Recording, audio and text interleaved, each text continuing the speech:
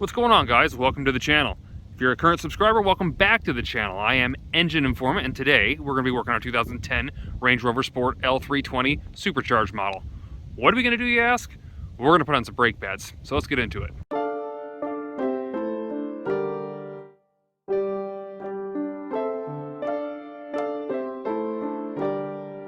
Alright, so getting into it, one of the first questions you guys may have is, well, Engine Informant, why are you doing such a simple job? Most of your videos are more complicated things. Yes, but there are still some people out there that probably need help on figuring out exactly how to change these brake pads, and maybe save them some time having to do the research on how they come apart. So there's part one. Part two is that I need to keep bringing content to you guys because obviously we got to keep the channel growing. That said, if you're not already, you guys should definitely subscribe. We got a lot of good content coming, not just DIY repairs, but a lot of custom builds. So definitely stick around and check out our other builds if you haven't already. Now, something I want to tell you guys is that this is a supercharged model. This is going to be different from a non-supercharged model. It will be similar, however, these are Brembo brakes. They are much larger and they are different in the way that they are put together than the original non-standard or non-supercharged model. So I want to let people know that. So if you have the non-supercharged model, it's going to be similar, but it's not going to be exactly the same. So I just want to kind of give you a heads up there. The back might be similar, but I know for sure that the front are not. Getting into it. So the first thing we got to do is we want to put on our parking brake, make sure that we're safe, and we need to get the vehicle lifted all the way up. Now you guys have air suspension. What that means is that suspension will try to level itself. So when you go to jack this front corner up or back corner or whatever corner you're working on, if you don't have a lift, this car is going to try to level itself, and that can be dangerous and not good for you. So you need to basically disable the air system, and a couple of different ways to do that. Some people say you could leave the door open, you can put your hazards on. The way I do it is I just put the vehicle in off-road mode all the way up as far as the air suspension will go and then shut the vehicle off. That typically works, and I'm pretty sure that's the way that the manufacturer suggests doing it. So go ahead and do whatever way you want to do it. Just make sure that you're safe and the vehicle is not going to lower on you or try to level itself out when you are underneath it or working on it. And moving forward, we need to get this thing on a jack. So let me get my jack out, jack this front corner up, and then we'll move forward. Alright, so as far as placing your jack, you guys can place it pretty much wherever you want. You just want a stable place. You can see where I have mine. The only thing you really want to focus on is not getting it on like a body panel or something like this here, because obviously you will rip that off and it will not hold. Something else I want to point out, just before you get this wheel to lift off the ground, you might want to go ahead and take your breaker bar, like you see there, and make sure you break these lugs loose, because if you don't, you might have a bit of a struggle getting the hard-to-get lug nuts off this thing. So let me go ahead and get those things loose. I'll finish jacking it up, and I'll pop the wheel off real quick. Alright, so I have everything jacked up. I went ahead and broke loose my lug nuts and took those off. And you guys might have a situation like mine, you might not. If you have custom wheels, like the ones here that are ridiculously expensive, with cheap tires, gotta love me. Anyways, if you have expensive wheels or aftermarket wheels, a lot of times the hub-centric ring that goes around the hub itself is really tight, and so it doesn't want to just come off. You'll see you can yank on the thing and it won't move. Little trick, simply turn backwards like so, take your foot, and just kick it on the outsides, and you'll see that it'll break it loose, and you ain't fighting with it trying to break your hands getting it done. Let me get this thing out of the way, and then I'll show you the brake. Alright guys, so here are our massive brakes, and you're probably looking at it thinking, that's not that massive. I just want to show you something. Look at my hand compared to that caliper. I don't have little hands. They are massive. I mean, absolutely massive. The good news is they are Brembo. Alright guys, so there is our massive brakes. I know you're probably looking at it thinking, well, that's not that massive. I just want to show you something real quick. Look at my hand compared to that caliper. It is absolutely massive. I can't even explain to you. It's got to be 14 or 15 inches long. So it's a very, very big caliper, but it is a much easier caliper to work on than the standard non-supercharged ones. And what I mean by that is your typical standard non-supercharged ones, you guys are going to have a couple bolts, probably one here, one here. You're going to stick a screwdriver in here and kind of get a little bit of play between the pad and the rotor, and that whole thing is going to slide off. Where with the Brembos, we don't typically have to take the caliper off. All we're going to do is take our pins and our hardware out, and our brake pads will pull right out of the top. So it's actually somewhat easy, and then you can just apply some pressure to get the rotors in. But if you're looking at the pads here, you're looking at them like, well, they're not really that bad. That's because I replaced them last year, but guess what? I think on the driver's side, we got a problem with a piston dragging. I don't know that for sure. We'll see when we get over there, but for now, I'm going to show you exactly how to do a typical replacement on this passenger side by pulling the pins, hardware, and exchanging the new, basically new pads for the old ones. All right, so I want to show you the new pads. These are our front pads. These are made by Power Stop. This is the extreme version. There's the the partner that you see right there. The extreme version is a much more heavy duty brake, and it is a carbon ceramic. So this is like basically a sports car type pad. It's very aggressive. It's not like your typical semi-metallic. The semi-metallics do bite hard at first, but then all they do is kind of heat up real quick, and then they end up putting dust all over your wheels. So I chose to go with the I guess it's considered semi-sport, heavy-duty, carbon fiber ceramic brake pads. And they're big, so I want to show you just how big they are. I mean that's bigger than an iPhone Max. It's massive. It's probably about, I don't know, maybe, I'll say 8 inches long. So it's a pretty big caliper. But those are the pads themselves there. That's what we'll be putting in. Tools that you'll need: 13mm socket, a hammer, a punch, a permanent marker, and either a flat screwdriver, something you can use to pry and get a little space between these guys. First thing we want to do, we want to take our permanent marker, and we're going to put an arrow marking up on our hardware. Now this isn't necessary if you guys are changing or you know which way it's going, or if you have video footage to look back at, but this will help you remember when you're putting it back together if you have forgotten how it is supposed to go, because if you flip them backwards, they don't work right. So you kind of in a way have to do that. But what I'm gonna do right now is I'm gonna take my punch from the outside, punching both these pieces out here. Then I'm gonna loosen my 13mm here, and you'll see that this thing will pop out, and all these things will come out, and we'll have basically full control of our pads. So let me go ahead and knock those out, and I'll show you what it looks like.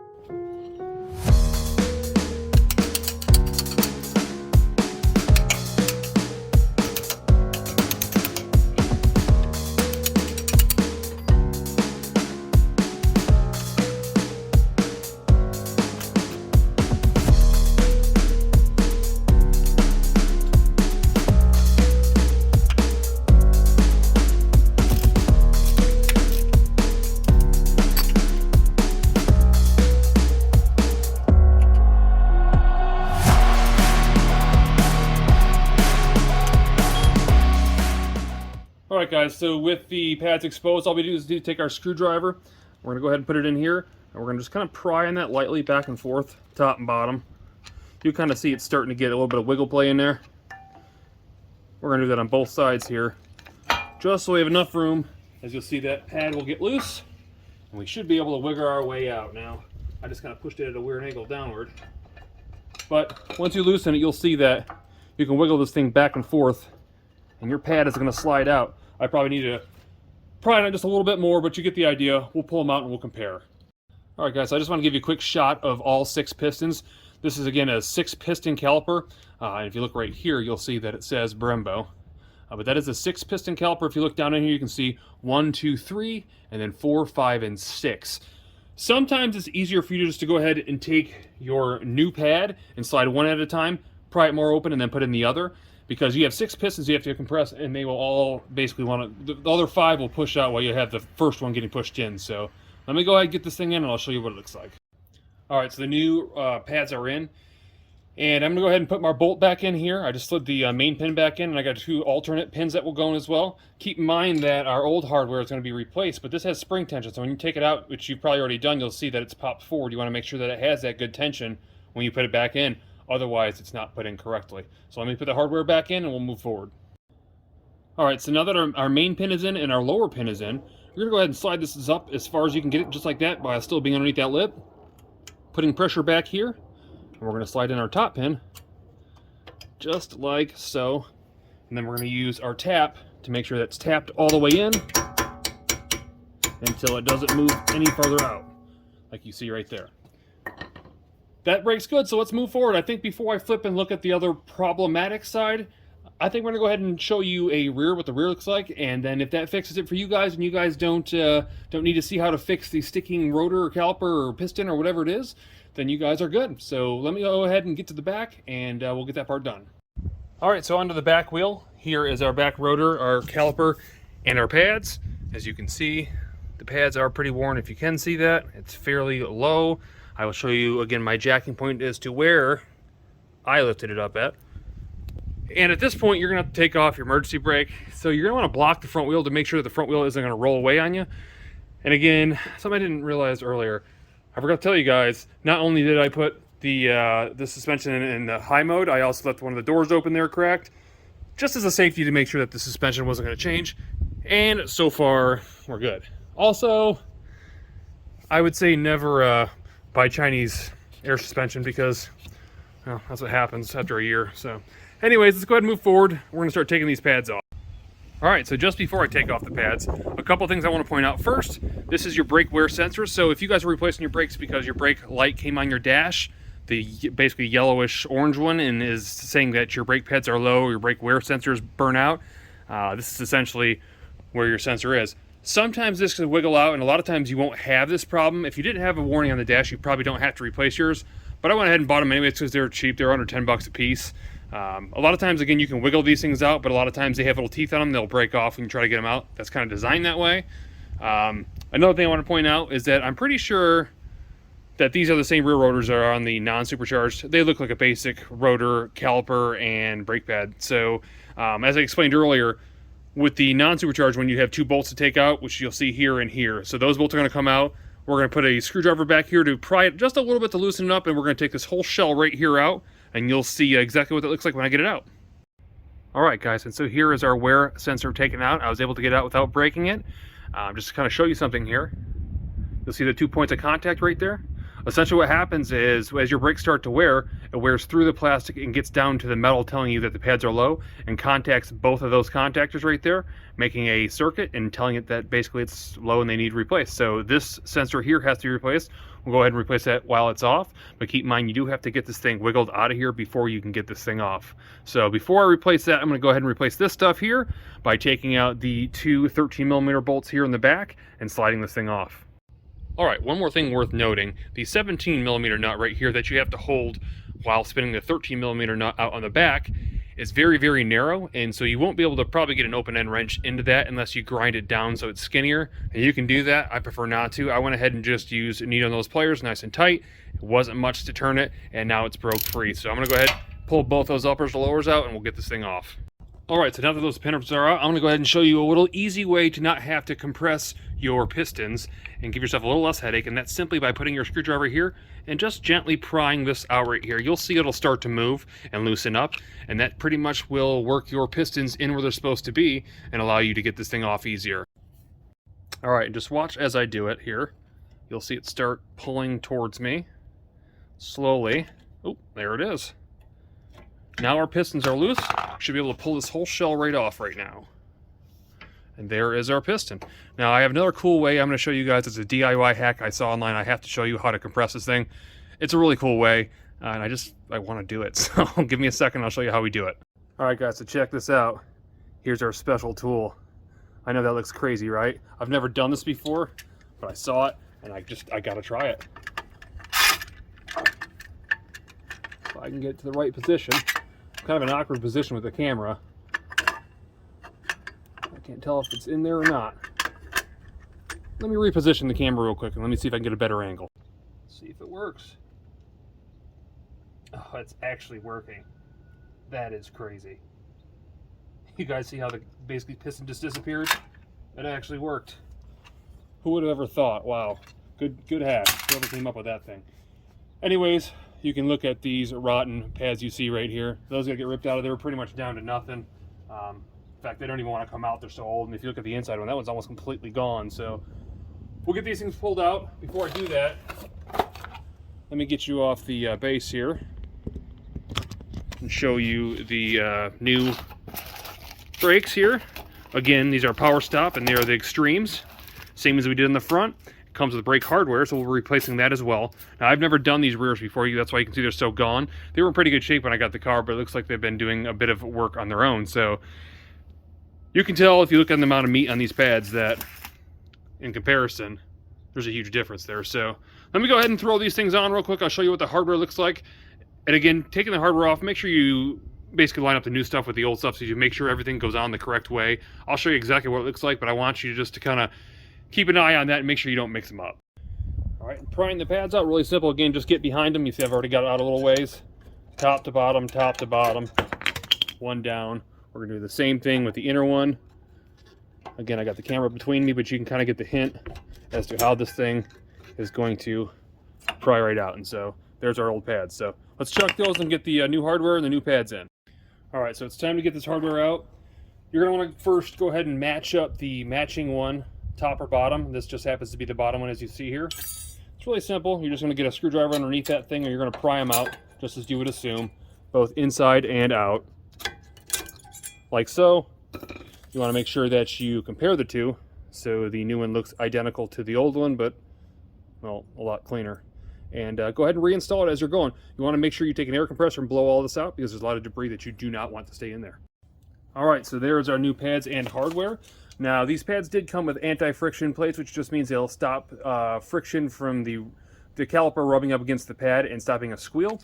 But they went ahead and threw in some anti-squeal for us too, so they must have put it in there for a reason. I'm going to put it on. All we're going to do is we're going to lay this across the face of some of this here, where it touches the actual caliper itself, that you can see just down here. And you'll see a little bit of wear that you can see right, well, I don't know if you can see it or not. There's wear right here. And what we're going to do is we're going to go ahead and apply this on here, and it'll stop that wear from allowing this pad to jiggle all over it. So let me get that on. We'll slide our caliper back on. We'll put our pins and everything back in, and then we'll replace the wear sensor. All right, so there is our brake with all our new hardware and pads. Now it's time to get rid of this ugly thing here. Now if you trace this back, you'll see it goes down to here. There's a bunch of areas where it's just kind of pushed in. You can take a flathead and pry these things out fairly easy. You're gonna see it runs all the way up back here between this strut and the rear tire. And there's gonna be a weatherproof connector back here that makes sure that no water could get in the seal, and so it doesn't trip, saying that something's wrong. Let's go ahead and get that new one put in. All right guys, so there is our new sensor. Here is our old sensor plug. I'm gonna go ahead and disconnect this, pull this out, and I'll show you what it looks like installed. Oh, and one more thing, the wear sensor. Old, new, you can see the difference. All right guys, so there is the new sensor installed. And for those of you that don't need to go any farther, that's a wrap.